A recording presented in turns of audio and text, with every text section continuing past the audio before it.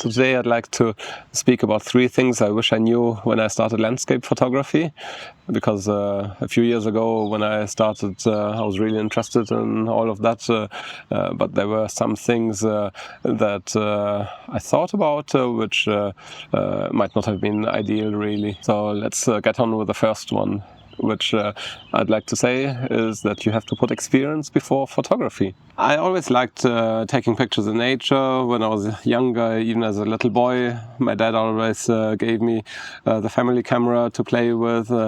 So I was taking pictures on film we were traveling quite a lot because my parents were both teachers. So during the school holidays, we would go either to the mountains, hiking in our local Bavarian mountains in the south of Germany, or we would go to the south of France where my French family lived, and all the time I had like a little point-and-shoot film camera, and I really enjoyed documenting our family trips and then being able to look at it together a few weeks later. When I grew up, I carried on taking pictures as I was hiking, even if I didn't always have as much time anymore as when I was younger. And then at some point, around the age of 30, 32 or something, I started to take a proper interest in landscape photography. So I started to follow several landscape photographers, reading articles and all of that.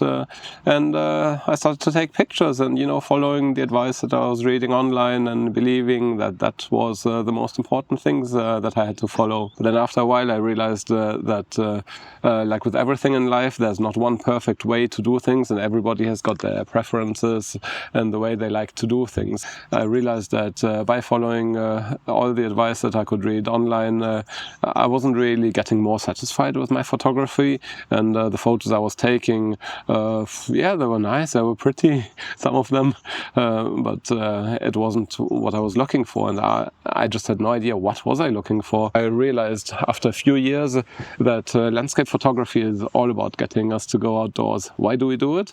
It's not because we love being stuck indoors, is it? We love landscape photography because we love to be in nature. We like hiking, maybe. At least I hope so.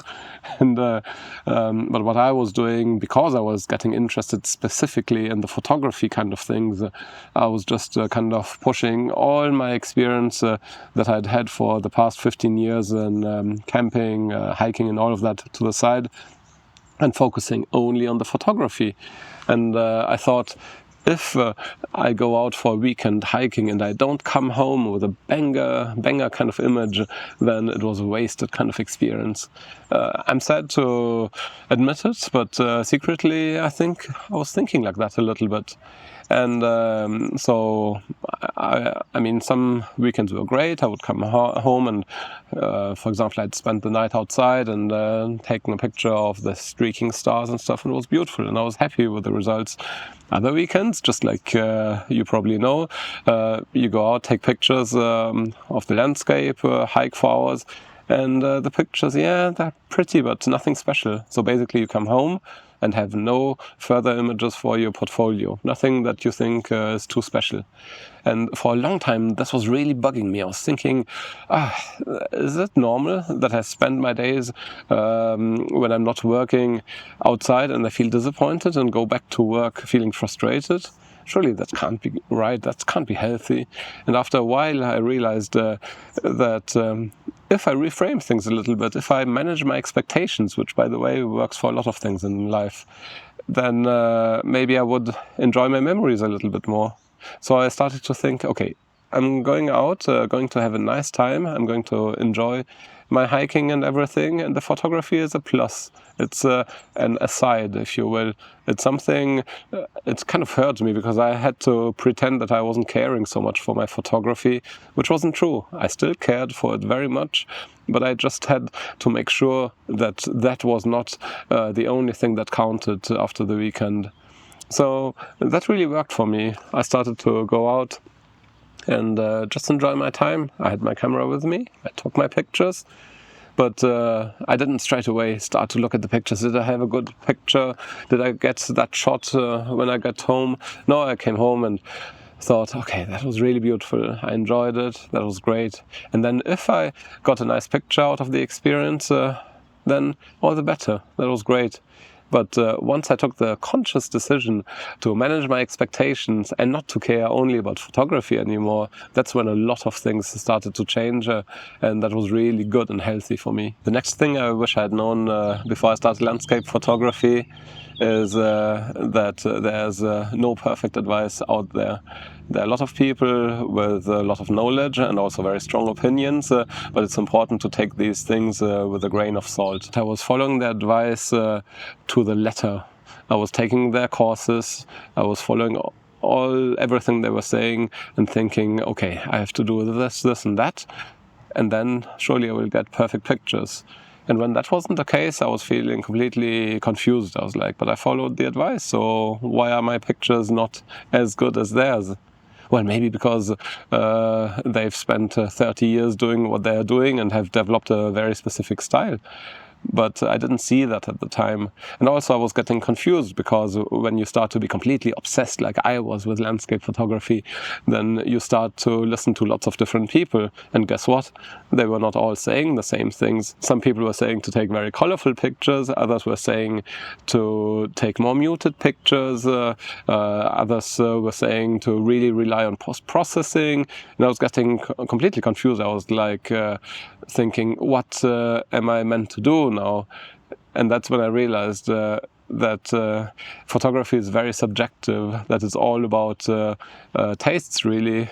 Like, I might take pictures that I love, you might hate them, who knows? But let's just be respectful with each other. Anyway, what I was trying to say is that photography is very rich in styles. There are a lot of different ways to show a scene, and everybody has got a different vision. So what's happening is it's good to want to learn photography, but at some point you have to realize that not every picture needs to be super colorful to be a good picture. On the other side, there's not one kind of format that's the perfect format. There's no photography police that will come and say you can only take square pictures, you can only take 4x3 pictures or 3x2 pictures. That kind of thing is very subjective, and that's why I think it's such a rich hobby, because you can try lots of different things and develop your own preferences. Finally, the third thing that I wish I had known before I started landscape photography was that it's very important to follow your passion, to find what you truly love. I didn't think for a long time about what is my own preference. I was just following people, which to a certain degree is normal. When you start learning something, you're a follower. You start to imitate people, you start to learn from other people, and it would be very difficult not to imitate others. Nice bird.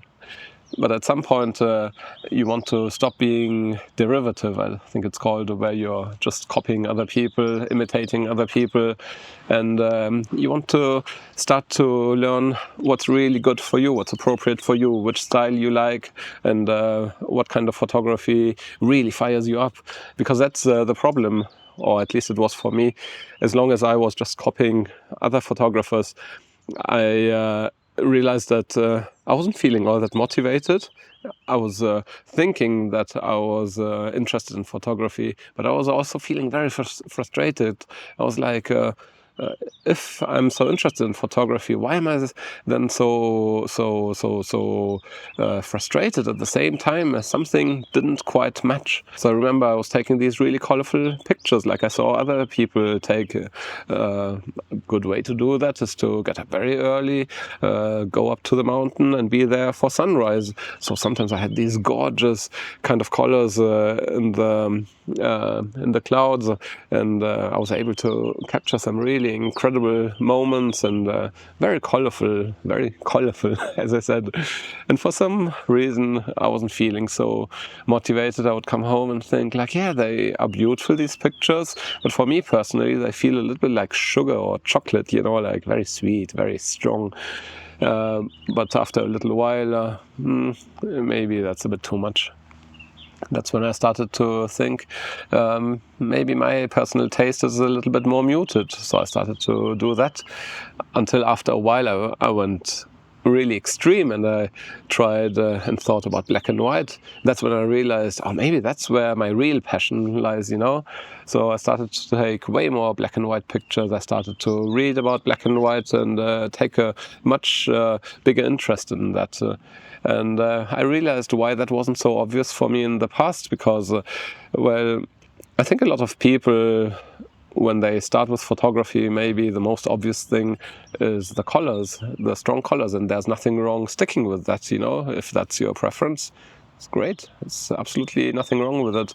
But since for me, I secretly had this love for very desaturated photos, it's maybe not something that would have happened very easily or naturally, especially because I was also starting to post online.